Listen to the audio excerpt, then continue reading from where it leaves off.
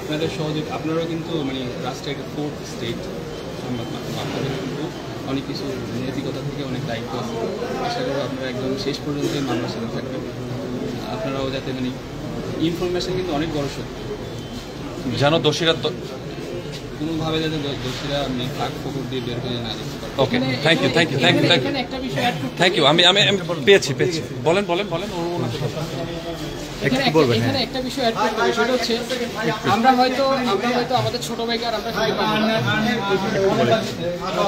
না। আমরা হয়তো আমাদের ছোট ভাইকে আর ফেরত পাবো না, কিন্তু মানে এই মামলার মাধ্যমে যাতে পর্যাপ্ত শাস্তি দেওয়ার মাধ্যমে, কঠোর থেকে কঠোর শাস্তির মাধ্যমে যাতে এই ধরনের ঘটনাগুলো বাংলাদেশের পুনরাবৃত্তি না ঘটে, সেটার একটা যাতে উজ্জ্বল দৃষ্টান্ত স্থাপন করা হয়, এই আশাবাদ আমাদের আইনের প্রতি থাকবে। কারণ এখন জুলাই অভ্যুত্থানের পর নতুন বাংলাদেশে আমরা আসলে এই ধরনের হত্যাকাণ্ড আর চাই না। একসময় বাংলাদেশ ছিল যে আগের সময়ে হয়তো অনেক হত্যাকাণ্ডের আমরা বিচার পাইনি, সুষ্ঠু তদন্ত হয়নি, সুষ্ঠু বিচার পাইনি, কিন্তু এখন নতুন বাংলাদেশে আমরা চাই এই ধরনের ঘটনাগুলো যে ভবিষ্যতে যাতে আর ফ্রিকুয়েন্ট না ঘটে, সেটার জন্য যাতে একটা দৃষ্টান্ত শাস্তির ব্যবস্থা করা হয় আইনের মাধ্যমে থেকে, এবং আমার বন্ধু এবং তার পরিবার যাতে তারা যাতে আইন থেকে সর্বোচ্চ সহায়তা পায় এই আশাবাদ। তথ্যটা কিভাবে পেয়েছেন?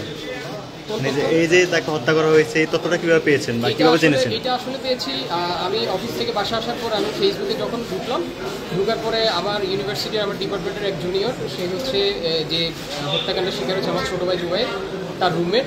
সো তার ফেসবুক পোস্ট থেকে যখন সে বলছে সন্দেহভাজন তার বন্ধু জুবাইয়ের মানে সন্দেহ করা হচ্ছে যে ডেড বডিটা তার, তখন আমি ওই ফেসবুক যে আইডি লিঙ্ক শেয়ার করছে, ওই লিঙ্কে ক্লিক করার সাথে সাথে আমি দেখলাম আমার ছোটো ভাই জুবাই। তখন সাথে সাথে আমি আসলে আধা ঘন্টার মতো আমি আমার বিছানায় বসে আমি মানে একেবারে চুপ হয়ে গিয়েছিলাম, এবং আমার মনে হচ্ছিল যে আমার বন্ধু এখনও বিষয়টা জানে না, কারণ ইনস্ট্যান্ট ফেসবুক পোস্টের পরে আমি দেখেছিলাম, আমার যেহেতু ফ্রেন্ড লিস্টে ছিল। তো আমি তখন মনে করছিলাম যে এই সংবাদটা আমি আমার বন্ধুকে কীভাবে দিব। তখন আমার খুবই খারাপ লাগছিল যে আমি আসলে এটা আমার পক্ষে পসিবল না, এবং তখন আমার মনে হয়েছিল যে আসলে পৃথিবীতে যে সবচেয়ে টাফ যে কাজগুলো, সেটা হচ্ছে আসলে যে মৃত্যু সংবাদ দেওয়াটা, এটা এক ধরনের টাফ জব, সো টাফ কাজ। সো তখন আমি আসলে সুযোগটার আমি ফোন দিতে পারিনি, মানে আমার সাহস হয়নি যে আমি ওকে বলতে পারবো যে বন্ধু আমাদের জুবাই আর নেই, সে মারা গেছে। এটা আমি তাকে বলতে পারবো না, এই জন্য আমি আমার বন্ধুদেরকে ফোন দেওয়া শুরু করি।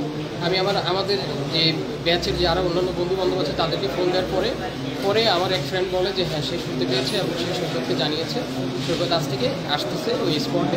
আপনারা থানায় কি পদক্ষেপ নিয়েছেন? এখানে আসলে কি করেছেন থানাতে?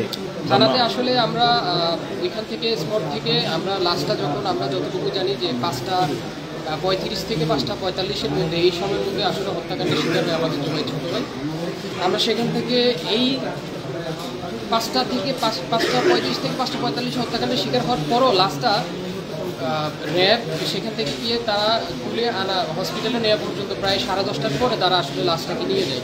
তো এখানে অনেক একটা সময় নষ্ট হয়ে যায়। তারপরে হসপিটালে যাওয়ার পর আমরা সেই প্রসেসিংগুলো শেষ করে আমরা এখন এখানে আদালতে এসেছি, থানায় এসেছি। এখন এখানে মামলার বিষয়গুলো চলমান, এখন এখানে আমরা দেখি যে ওই নারী শিক্ষার্থীকে এখানে আনা হয়েছে জিজ্ঞাসাবাদের জন্য। আসলে জিজ্ঞাসাবাদে কোনো তথ্য পাওয়া গেছে কিনা?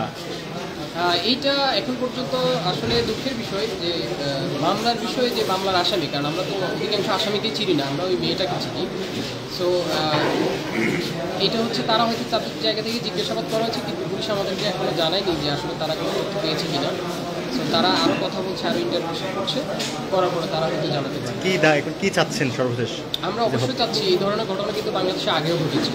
সো ওই সময়গুলোতে যে ঘটনা ঘটেছে, এখন আসলে যে বাংলাদেশের এখন যে একটা পরিবর্তন, এই পরিবর্তনের সাথে এই ধরনের জিনিসগুলোর পরিবর্তন হওয়া উচিত। সো এই ধরনের ঘটনাগুলো যাতে ভবিষ্যতে না ঘটে, সো এই যে ঘটনার সাথে জড়িত যারা আছে তাদের যাতে কঠোর থেকে কঠোরতর শাস্তি এবং যেটা একটা যাতে দৃষ্টান্ত স্থাপিত হয়, যাতে ভবিষ্যতে এই ধরনের ঘটনা কেউ চিন্তা করার আগেও 100 বার যাতে তাদের মাথায় আসে যে এটার শাস্তি কতটা ভয়াবহ। সর্বশেষ ওনার সাথে আপনার কখন যোগাযোগ হয়েছে? জুবাইদের সাথে সর্বশেষ আমার খুব বেশি একটা যতটুকু মনে পড়ে, আমরা লাস্ট যখন ঈদের বাড়িতে গিয়েছিলাম তখন সময়টা একবার দেখা হয়েছিল, আর এরপরে আর ওর সাথে দেখা হয়নি, যেহেতু আমি ক্যাম্পাস থেকে অলরেডি 2023 সালে আমার জগন্নাথ ইউনিভার্সিটি থেকে আমি পাশ করে বের হয়ে গিয়েছিলাম। সো ক্যাম্পাসে আর খুব বেশি একটা আসা হয় না। সো লাস্ট ঈদেই দেখা হয়েছিল।